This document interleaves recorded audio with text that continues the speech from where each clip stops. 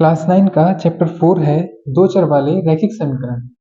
ठीक है, आज इस चैप्टर को करने वाले हैं और वन शॉट में करेंगे। वीडियो में स्टार्टिंग से लास्ट तक बने रहें, आपको पूरा चैप्टर अच्छे से समझ में आ जाएगा, इस बात की गारंटी है। ठीक है, तो सबसे पहले हम देखेंगे दो चर वाले रैखिक समीकरण होते क्या हैं। ठीक है, सो इसको देख लेते हैं जल्दी से। देखिए, दो चर वाले रैखिक समीकरण, अब आपको ये पता होगा कि चर क्या होते हैं और अचर क्या होते हैं। देखिए, अगर चर की मैं बात करूं तो चर वो होते हैं जैसे एक्स, वाई, जेड, या इसमें कोई भी ऐसा मतलब चर यानी वेरिएबल होता है, एक्स वाई जेड या ए बी सी डी, कुछ भी हम ले सकते हैं। ठीक है, ये होते हैं सारे चर। और अचर कौन से होते हैं? अचर होते हैं जैसे दो, तीन, चार, यानी जो नंबर में होते हैं वो अचर होते हैं और जो हमारे अल्फाबेट में होते हैं वो चर होते हैं। ठीक है, नंबर में होंगे अचर और चर क्या होंगे? जो अल्फाबेट में होंगे। इतना बात आपको क्लियर हो गई होगी। अब आपके चैप्टर में कह रहा है दो चरों वाले। अब जो चर है ना, एक्स वाई जेड, ये दो होंगे ओनली। ठीक है, या तो एक्स होगा या वाई होगा, या वाई होगा या जेड होगा। कोई भी दो चर होंगे, उसी में से बनकर एक समीकरण बना होगा। जैसे अगर बात करूं एक्स प्लस वाई की, ठीक है, और बराबर में अगर जीरो लगा दूं, तो यहाँ चर कितने हैं? दो। तो ये दो चर वाला एक समीकरण है। लेकिन समीकरण कौन सा होना चाहिए? रैखिक। अब ये रैखिक क्या होता है? रैखिक समीकरण वो होता है जिसकी पावर एक हो। जैसे एक्स की पावर एक है, वाई की पावर एक है। ठीक है, तो ऐसे ही और एग्जाम्पल हो सकता है। जैसे मैं चर को अगर बदल दूं, एक्स और वाई की जगह कुछ और लूं, तो मैं ले सकता हूँ 3m प्लस 2n बराबर जीरो। ठीक है, ये भी क्या है? यहाँ भी दो चर हैं और ये भी दो चरों वाला एक रैखिक समीकरण है। तो ये होता है आपका दो चर वाला रैखिक समीकरण। अब इसमें क्या है, देखिए, इसी समीकरण को हम और किस तरीके से लिख सकते हैं। जैसे अगर और तरीका देखा जाए तो इसको लिख सकते हैं हम 2x प्लस 5y और माइनस 3 इक्वल टू 0। हम इसको ऐसे भी लिख सकते हैं। अब यहाँ क्या हुआ? यहाँ पद कितने हैं? एक, दो और तीन। यहाँ तीन पद हैं, लेकिन चर कितने हैं? यहाँ चर कितने हैं? दो हैं, एक्स और वाई। ठीक है, साथ में क्या है? अचर है। तो चर हमारे दो होने चाहिए और उनकी पावर एक होनी चाहिए, तभी वो होगा रैखिक समीकरण।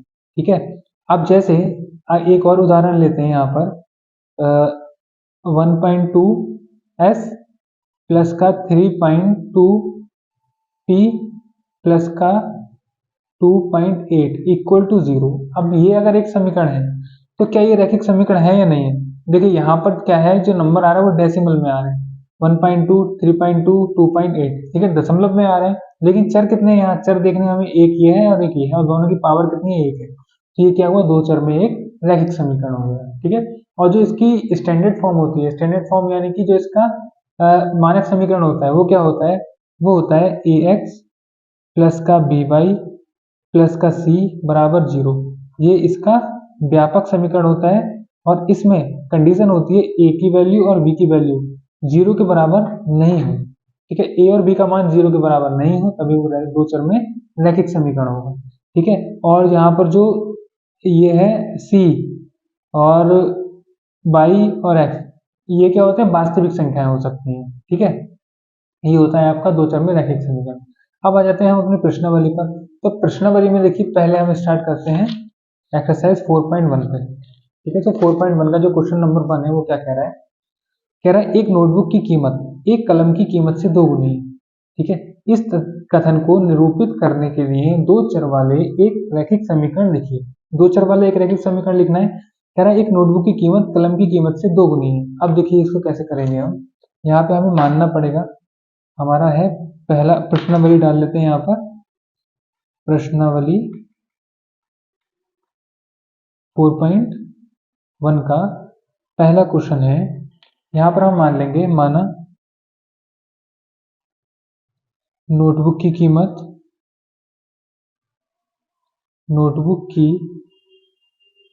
कीमत बराबर एक्स रुपए की नोटबुक है।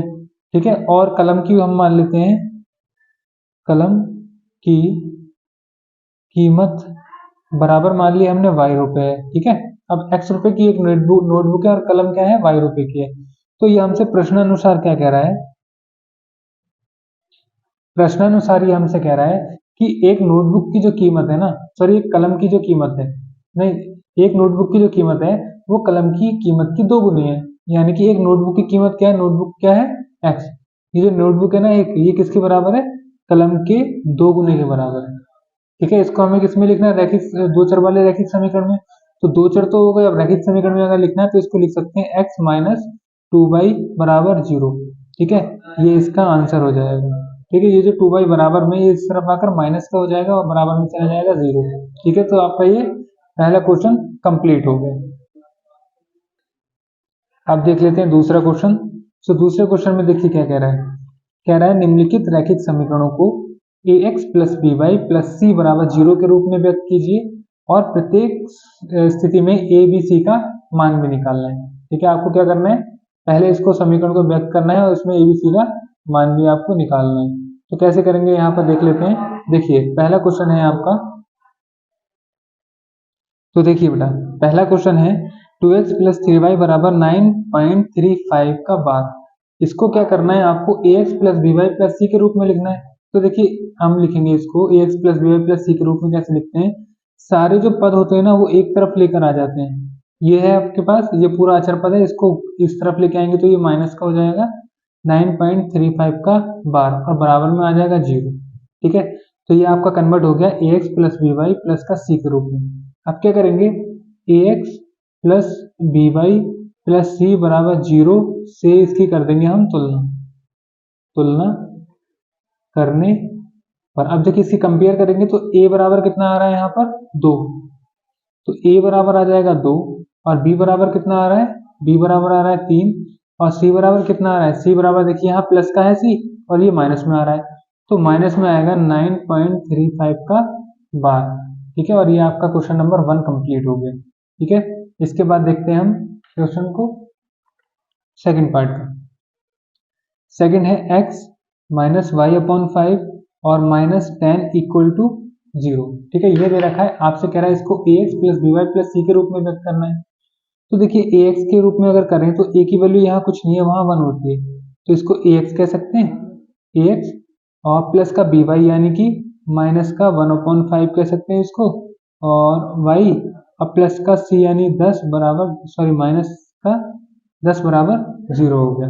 अब देखिए इसकी अगर तुलना करें हम a x plus B Y plus c से, तो ए बराबर कितना आएगा, ए बराबर आएगा 1 और बी बराबर आएगा माइनस का 1/5 और सी बराबर आएगा माइनस का 10। ठीक है, तो ये आपका आंसर हो जाएगा। ठीक है, ए बी सी का मान यहाँ पे आप बता सकते हैं। इसके बाद देखिए थर्ड पार्ट में क्या कह रहा है आपसे, इसका थर्ड पार्ट देख लेते हैं। माइनस का 2x plus 3y equal to 6। इसको कैसे करेंगे, देखिए a x plus B Y plus सी के रूप में लिखना है, तो आप क्या करेंगे, सारे नंबर्स को एक तरफ लेकर आ जाते हैं, -6 बराबर जीरो। सॉरी, अब क्या करना है, ये हो गया आपका a x plus B Y plus सी के रूप में। अब इसकी तुलना कर देंगे हम, a x plus B Y plus सी बराबर जीरो से तुलना करने पर, तो ए बराबर कितना आएगा, देखिए एक्स एक्स कटेगा, ए बराबर -2 आ जाएगा, तो माइनस का 2 आ गया। बी बराबर 3 है तो 3 आएगा और सी बराबर कितना है, -6, तो आएगा माइनस का 6। ठीक है, ये आपका कंप्लीट। नेक्स्ट है आपका फोर्थ पार्ट। तो फोर्थ में आपसे कह रहा है ये x इक्वल टू 3y। अब इसको कैसे करेंगे, देखिए आपको सारे नंबर्स को इस साथ जितने भी पद है उनको एक तरफ लेके जाइए। जैसे x का x, ये 3y है, ये इस तरफ आएगा तो माइनस का हो जाएगा, तो -3y और इक्वल टू कितना आ जाएगा, जीरो। ठीक है, अब यहाँ पर देखिए हम अगर तुलना करें a x plus B Y plus सी बराबर जीरो से तुलना करने पर, जब तुलना करेंगे तो देखिए ए एक्स के साथ क्या है, एक्स के साथ जहाँ कुछ नहीं होता वहां क्या होता है, 1 होता है, तो ए बराबर कितना आ जाएगा, 1। और बी बराबर अगर देखें तो y से y कटेगा, बी बराबर कितना, -3, तो लिखेंगे -3। और सी बराबर देखिए, सी वाला यहाँ कोई टर्म ही नहीं है, जब कहा कोई टर्म नहीं होगा तो सी क्या हो जाएगा, जीरो हो जाएगा। ठीक है, तो आपका ये फोर्थ पार्ट भी कंप्लीट। नेक्स्ट पार्ट देख लेते हैं इसका फिफ्थ पार्ट। तो फिफ्थ पार्ट में आपसे कह रहा है 2x इक्वल टू -5y। ठीक है, अब इसको कैसे कर देंगे, देखिए 2x इक्वल टू -5y, एक तरफ ले जाएंगे सभी को, तो ये हो जाएगा 2x और ये माइनस का है, इस साइड आकर हो जाएगा प्लस का 5y और बराबर में आ जाएगा जीरो। अब देखिए ये लिखने की जरूरत नहीं है, x plus B Y plus सी बराबर जीरो से तुलना करने पर। अब हम इसको डायरेक्ट कर सकते हैं, जैसे ए बराबर देखें तो ए एक्स, यानी एक्स वाली टर्म के साथ क्या है 2, तो ए की वैल्यू आ गई 2, और बी की वैल्यू कितनी है वाई के साथ -5, सॉरी यहाँ पर बी की वैल्यू कितनी है 5, तो लिख देंगे यहाँ 5, और सी वाली कोई टर्म नहीं है तो सी क्या हो जाएगा 0 हो जाएगा। ठीक है, तो इस तरीके से आप ये फाइंड कर सकते हैं। नेक्स्ट है इसका 6 पार्ट देख लेते हैं। 6 पार्ट है बेटा 3x प्लस का 2 इक्वल टू 0, ये ऑलरेडी आपको ax plus B Y plus सी के फॉर्म में दे रखा है। तो अब क्या करेंगे, अब अगर देखें हम इसको ax plus B Y plus c equal to 0 से तुलना करने पर, तो a बराबर कितना आ रहा है ax आ रहा है, तो x वाली टर्म में 3 आ रहा है, तो a की वैल्यू 3 आ गई। अब b बाई, सॉरी b बराबर कितना है, यहाँ बाई वाला कोई टर्म नहीं है, तो कोई टर्म नहीं होता है तो 0 हो जाता है। और c बराबर कितना है, तो c बराबर है अचर पर 2, ये आ जाएगा 2। ठीक है, ये आपका कंप्लीट। ये बहुत इजी क्वेश्चन है, आप बहुत अच्छे से कर सकते हैं। देखिए 7th है y माइनस 2 इक्वल टू 0। ठीक है, अब इसमें क्या करेंगे आप, देखिए y माइनस 2 इक्वल टू अगर 0 आपको दे रखा है, तो आप यहाँ से इसकी तुलना करेंगे, तो यहाँ लिख देता हूँ मैं ax प्लस का बी वाई प्लस का c बराबर 0 से तुलना करने पर, जब आप तुलना करेंगे तो a बराबर कितना आएगा, देखिए a के साथ x वाला पद है और यहाँ x वाला कोई पद है नहीं, जब कोई पद नहीं होता है तो अभी बताया था आपको 0 आ जाएगा। और b की अगर वैल्यू देखें तो b के साथ y आ रहा है, तो y वाला पद क्या है y, और y के साथ कुछ भी नहीं है, यहाँ जहाँ कुछ नहीं होता वहाँ 1 होता है, तो b बराबर 1 आ जाएगा। और c बराबर अगर देखें तो अचर पद क्या है -2, तो ये आ जाएगा -2।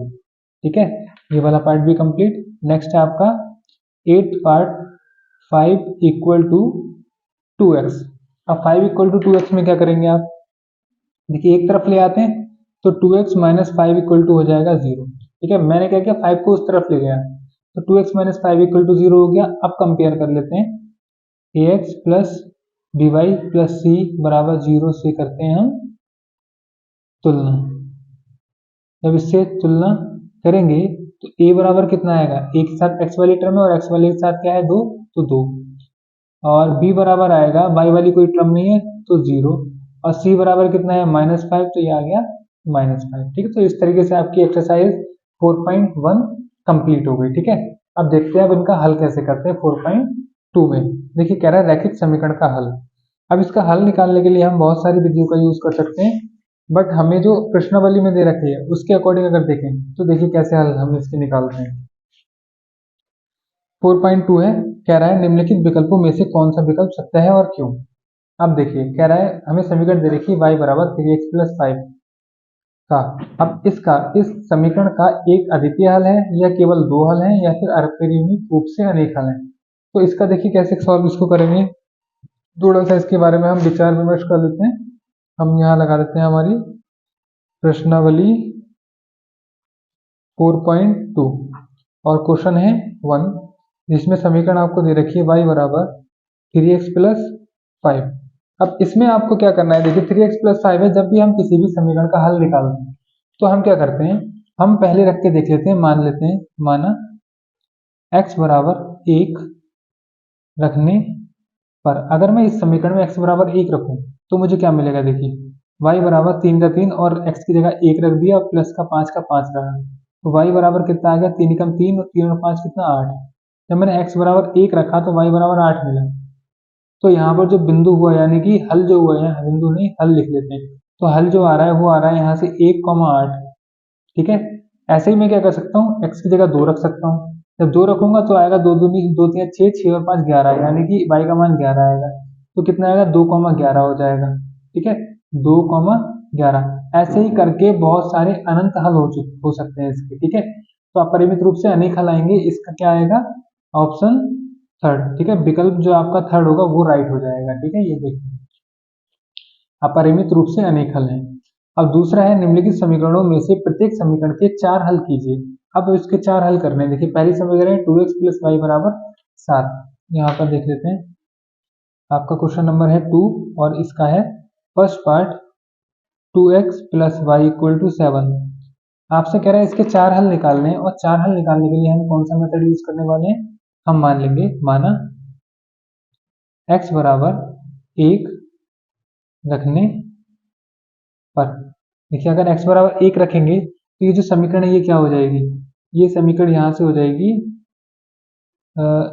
2 इंटू 1 प्लस का y बराबर 7। तो ये हो गया 2 प्लस का y बराबर 7। तो y बराबर कितना निकल रहा है, 7 माइनस का 2, तो y बराबर आ जाएगा 5। ठीक है, तो हल जो होंगे इस समीकरण के, हल क्या होंगे, पहला हल क्या निकल रहा है यहाँ से जो हल निकल रहा है लिख देता हूँ मैं यहाँ। हल हल निकला, x बराबर क्या लिया था 1, तो y बराबर कितना आ गया 5। ये हो गया आपका पहला हल। ठीक है, और भी ले सकते हैं, x बराबर 2 रखने पर। अगर मैं x बराबर 2 रख दूं इसमें तो क्या होगा, देखिए 2 और x की जगह 2 रखेंगे तो 2 हो जाएगा, प्लस का y बराबर 7। तो 2 दूनी 4 हो जाएगा, प्लस का y बराबर 7 हो जाएगा, तो y बराबर आ जाएगा 7 माइनस का 4, और y बराबर हो जाएगा 7 में से 4 का 3। तो दूसरा हल क्या निकला, यहाँ से दूसरा हल निकला, जब मैंने x बराबर 2 लिया तो y बराबर कितना आ गया 3 आ गया। ठीक है, इस तरीके से हम इसके हल निकाल सकते हैं। ये 2 हल आ गए। अब देखिए तीसरे में क्या करेंगे, अब यहाँ पर मान लेंगे, माना x बराबर 0 रखने पर। अब अगर x बराबर 0 रख देंगे तो जो समीकरण दे रखी है ना, 2 इंटू 0 हो जाएगी, प्लस y इक्वल टू 7 हो जाएगा। ये तो 0 हो जाएगा, 0 में y जुड़ेगा तो y ही रहेगा, बराबर में 7 आ जाएगा। तो जो हल आएगा आपका, हल कितना आ जाएगा आपका 0,7। ठीक, अब यहाँ पे क्या करते हैं, चौथा निकालेंगे। 4 ही निकालने हैं ना, प्रत्येक के 4 हल। ठीक है, तो चौथा निकालेंगे तो माना x बराबर 0, 1, 2 रख दिया हमने, 3 रख लो इस बार, 3 रखने पर। अब x बराबर अगर 3 रखें तो समीकरण में आप 3 रख देंगे x की जगह पर, तो आपके पास मिलेगा 3 दूनी 6 प्लस y बराबर 7। तो y बराबर हो जाएगा 7 माइनस 6, तो y बराबर कितना आ जाएगा 1। ठीक है, तो हल जो निकलेगा, हल आपका निकल जाएगा, जब हमने 3 रखा तो y की वैल्यू हमें 1 मिली। तो ये 4 हल हो रहे हैं इसके। ठीक है, पहला हल क्या होगा 1,5, दूसरा होगा 2,3, और तीसरा होगा 0,7, और चौथा हो जाएगा 3,1। ये आ जाएंगे इसके हल। ठीक है, अब इसके बाद हम देख लेते हैं इसका पार्ट 2। इसमें क्या कह रहा है देखिए, सेकंड है question, pi x plus y equal to 9। ठीक है, अब इसके क्या करने हैं, हमें निकालने हैं 4 हल। तो इसके 4 हल निकालने के लिए आप क्या करेंगे, देखिए सबसे पहले हम ले लेते हैं, माना x बराबर ले लेंगे 0। ठीक है, x बराबर 0 पर। अगर x बराबर 0 ले लें तो देखिए समीकरण को मैं बार बार नहीं लिखूंगा, मैं डायरेक्ट समीकरण में मान लगाऊंगा। ठीक है, x बराबर 0 लगाएंगे तो पाई 0 हो जाएगा, प्लस का y बराबर 9 हो जाएगा। तो 0 की मल्टीप्लाई किसी से भी करो 0 आ जाएगा, तो y बराबर यहाँ से मेरे पास आ जाएगा 9। ठीक है, तो हल कौन से आ गए यहाँ पर, हल जो आया इस वाले समीकरण से वो आया है 0,9। ठीक है, अब यहाँ पर हमने ये ले लिया। अब x बराबर हम 1 रख के देख लेते हैं, x बराबर 1 रखने पर। जब x बराबर 1 रखेंगे तो हो जाएगा pi into 1 plus y equal to 9।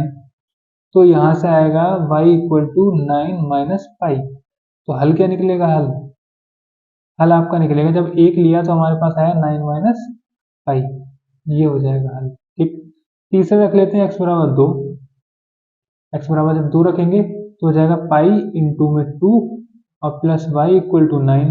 तो ये हो जाएगा 2 pi plus y equal to 9, और y इक्वल टू आ जाएगा 9 माइनस 2 पाई।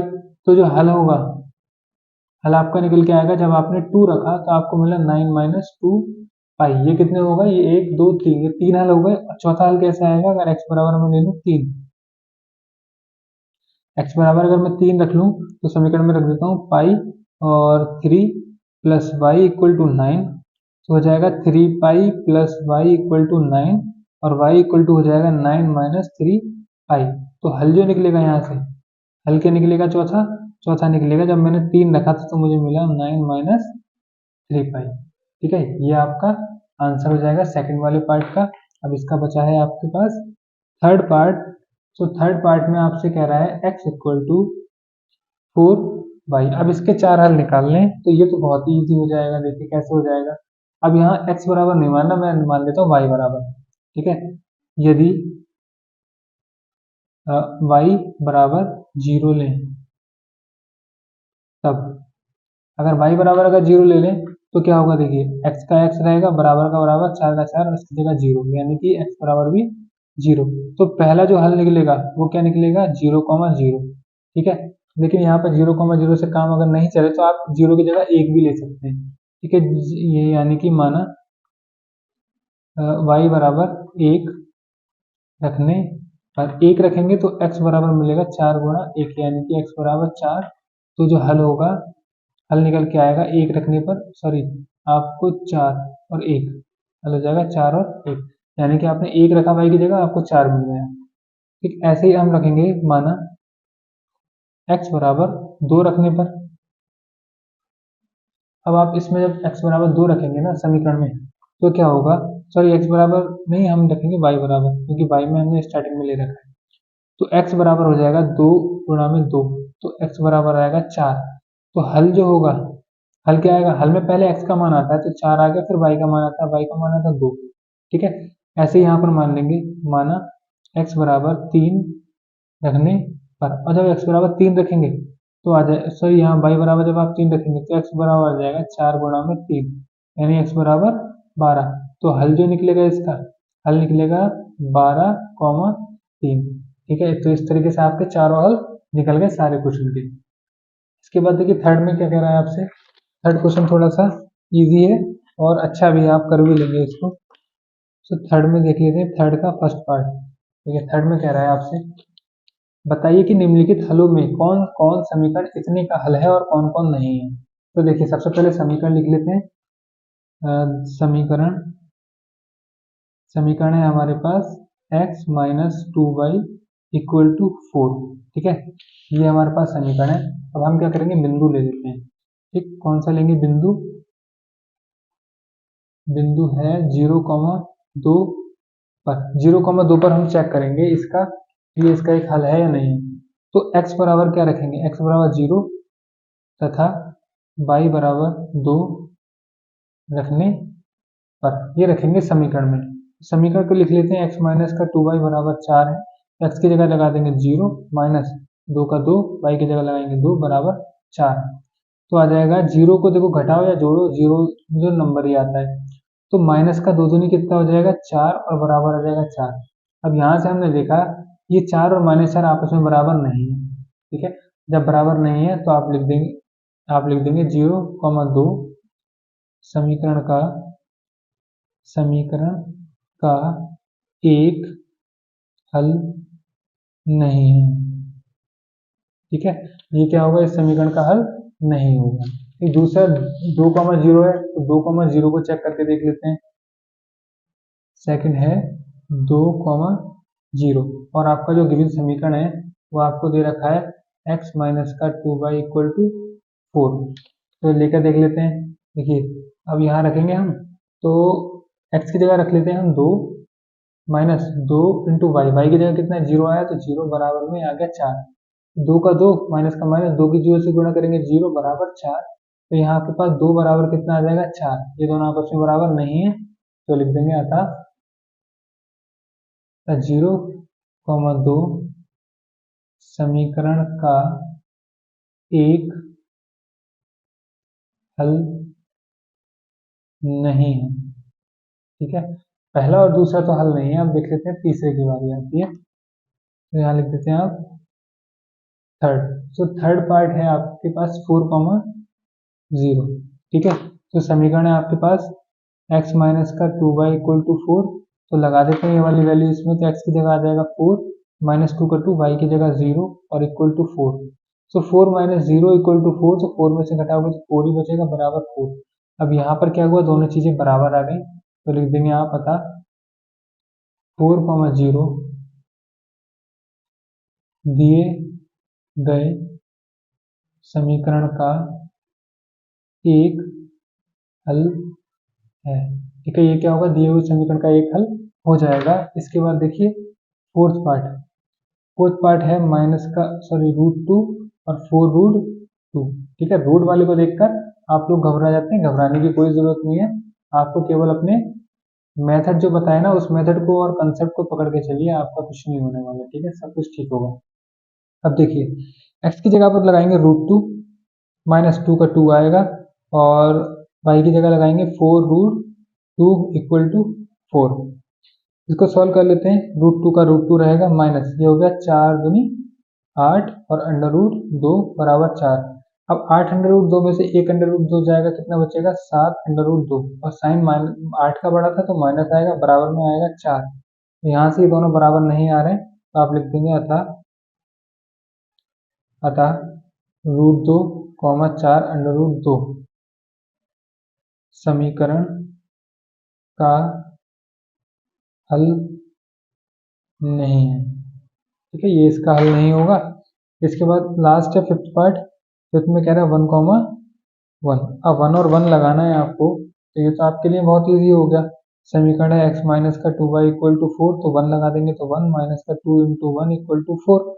तो 1 माइनस 2 इक्वल टू 4, तो 1 में से 4, 1 में 2 में से बन जाएगा तो माइनस का 1 इक्वल टू 4 आएगा, और ये दोनों आपस में इक्वल नहीं आ रहे हैं। नहीं आ रहे तो आप लिख देंगे 1, 1 समीकरण का एक हल नहीं है।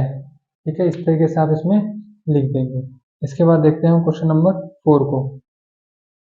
4 में देखिए क्या कह रहा है ये आपसे। कह रहा है k का मान ज्ञात कीजिए जबकि x बराबर 2 हो, y बराबर 1 हो और समीकरण ये हो। ठीक है, इतने का हल भी है। तो देखिए क्वेश्चन नंबर 4 में क्या कह रहा है। क्वेश्चन अच्छा है, k का मान निकालने के लिए एग्जाम में बहुत बार आता है। ठीक है, हो सकता है ये वाला भी इस बार दे दे। आपको दिया है, लिखेंगे यहाँ, दिया है x बराबर 2 और y बराबर 1, और जो समीकरण आपको दे रखी है, समीकरण दे रखी है 2x plus 3y equal to k। आपको k की वैल्यू निकालनी है। ठीक है, तो यहाँ हम क्या करेंगे कि लिख देंगे चूंकि x और y समीकरण का एक हल है। ठीक है, एक हल है। जब हल है तो हम क्या करेंगे 2x प्लस का 3y बराबर k में मान लगा देंगे। तो x की जगह कितना 2 आ रहा है तो x की जगह 2 लगा देंगे, प्लस 3 का 3, y की जगह कितना 1 आ रहा है तो 1 लगाएंगे बराबर k।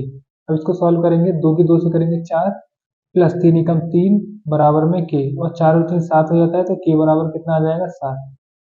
ठीक है, k की वैल्यू 7 आ जाएगी। तो इस तरीके से हमने 4.1 4.2 कर लिया, और कंप्लीट चैप्टर आपका जो था दो चरों वाला रैखिक समीकरण, ये कंप्लीट हो गया। ठीक है, अगर आपको समझ में आया तो वीडियो को लाइक करें और चैनल को सब्सक्राइब करें। और इसके बाद हम करेंगे चैप्टर 5, वो करेंगे हम नेक्स्ट पार्ट में। और चैप्टर 5 आपका रहेगा यूक्लिड की ज्यामिति का परिचय। ये भी आपका केवल एक ही वीडियो में पूरा कंप्लीट करा दूंगा। तो चैनल को सब्सक्राइब करें और अपने फ्रेंड्स के साथ शेयर कर दें। Thanks for watching everyone.